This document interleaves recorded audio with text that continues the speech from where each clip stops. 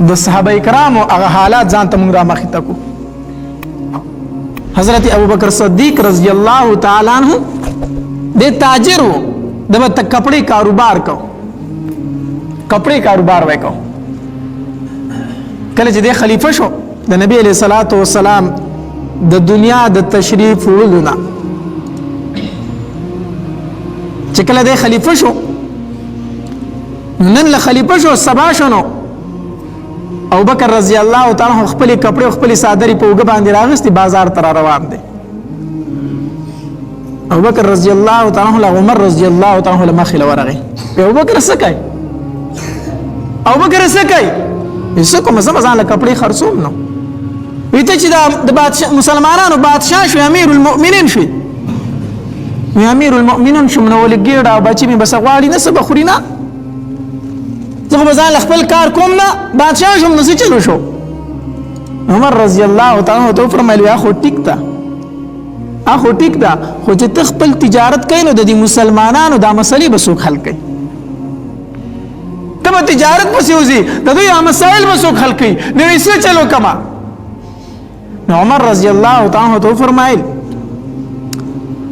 وی راځه یو صحابي لزو چې دا غنوم دی ابو عبیده رضی الله تعالی عنہ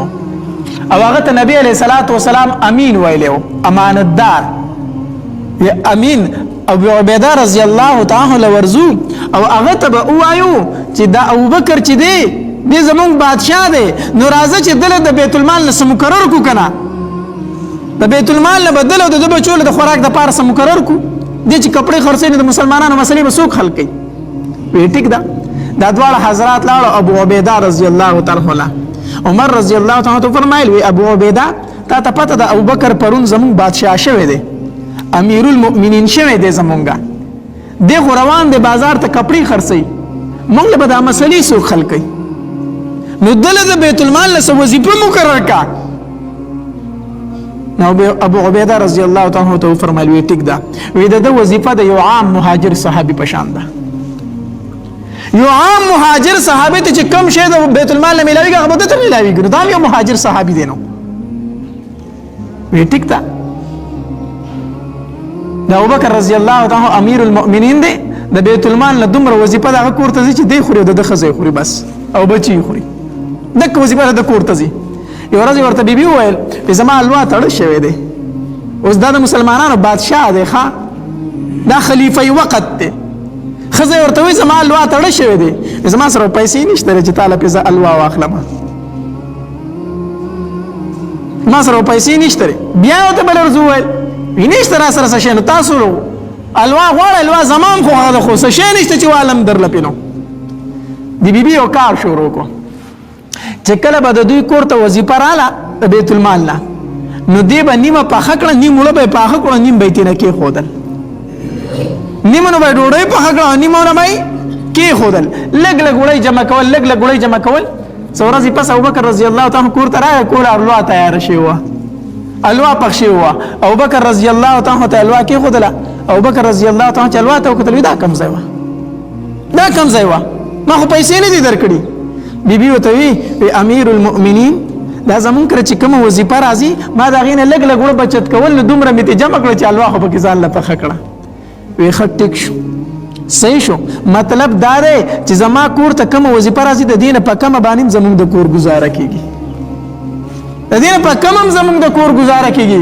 لار بیت المال کې چې کوم نوکرانو هوته وي چې زمون کور ته دومره وظیفه را لګي دا شته ډیره ده دا ډیره ده ځکه چې زما واړه خو دینه په کومه گزاره کولی شي الواله به کې وړه بچت کولی شي دا د هغې ژوند دا د هغې انصاف دا د هغې حکومت هغې کې به سوکالي نه وه هغې کې به خوشحالي نه وه. ابوبکر عمر رضی الله تعالی چې کله خلیفه شو چې کله دی خلیفه شو نو صحابه کرام راټول شو وی دی امیر المؤمنین شو د هم د کپڑے تجارت ته د موس بچی لري کور لري د دې لپاره څه وظیفه مقرر کړي. صحابه کرام کېناستو عثمان بن عفان رضی الله تعالی علی رضی الله تعالی عنہ زبیر رضی الله تعالی عنہ حضرت طلحه رضی الله تعالی عنہ دا صحابه کرام راجم شو او د عمر رضی الله تعالی عنہ د پاره د بیت المال نه درمیانه غونته وظیفه مقرر کړه. بیا حتی در دې پورې چې ورو پر اخر راتله نو دا صحابه کرام راجم شو یو ځل ځان له کېناستو یاره اوس پراخي ده الحمدلله هر څه ډېر دي خو د عمر رضی الله تعالی عنه دا وظیفه ډېره کمه ده. نو دا درته ووایه چې دا اوس لږ ستا کور ته زیاته راځي نو ستا بچي او ستا واړه به پرې لږ مړېږي. دا صلاح یې وکړه خو هغه ته به وایي څوک اوس ګوره کسان راټول شو بادشاه ته دا څوک نشي وایي چې ته خپل کور ته لږ شی زیات لېږه. دا به عمر ته وایي څوک چې ته خپل کور ته وظیفه لږ ډېره لېږه. چا ورته ویلي نه شو یېرېدو ټولو یاره چاته به وایي خو هغه لورې نه ده حفصه رضی الله تعالی عنها چې د نبي علیه السلام بیبي ده په امهات المؤمنین کې ده هغې ته به ووایو. دا صحابه کرام لاړو حفصه رضی الله تعالی عنها ته وفرمیل خپل بابا ته دې ووایه چې دا وظیفه لږه کور ته زیاته لېږه وسو چې دا واړی پې مړېږي او خیر دې اوس خو پر اخر راغلې ده خو زمونږ نومونه به ورته ګورې نه علي زمونږ نومونه به ورته نه علي. حفصه رضی الله تعالی عنها چې لاړه کېناسته په یره باندې وی بابا زه څه کسانو رالیږلي م څه صحابه کرامو او دې دپاره رالیږلي ما چې امیر المؤمنین ته ووایه چې کور ته لږه وظیفه زیاته لېږي چې دا واړی پې مړېږي. چې دا خبره څنګه حفصه رضی الله تعالی عنها وکړه د عمر رضی الله تعالی عنه مخ مبارک سور شو د غوسې نه سور شو. وی حفصه دا درته ویلي چا دې کسان راته وښیه دا درته چا ویلي دي؟ حفصه رضی الله تعالی عنه ورته وفرمیل وی بابا منع کړې ما چې زمونږ نومونه بنالې وی قسم په الله کو نومونه دې راته واغسته د مخ دا رنګونه به وله بدل کړم په دې مخ کې به وله نښې پرېږدم. دوی دا خبره کوي چې عمر دې وظیفه کور ته زیاته لېږي. وی دا راته ووایه ته د نبي علیه صلات وسلام بیبي زما لورې ته د هغه بیبي پاتې شوي یې. دا راته ووایه چې د نبي علیه السلام بهترین لباس کم یو وی بابا صرف دوه جوړې وي چې د جمعې مانځه ته به یې اغوستي او د بار نه به چېرته وفد راغې نو هغه جوړه به یې واغوستله. وی د نبي علیه السلام بهترین خوراک څه و وی د وربشو ډوډۍ صرف یو ځل خو غوړه ډوډۍ خوړلې وه چې هغه هم په شلوم باندې مونږ غوړه کړې وه چې هغه نبي علیه الصلاة والسلام په خپله مبارک وخوړه. دا د نبي علیه الصلاة والسلام بهترین خوراک و. الله وی نبی علیه الصلاة والسلام بهترینه بستره کومه وه وی بابا صرف یو څادر د ټاټ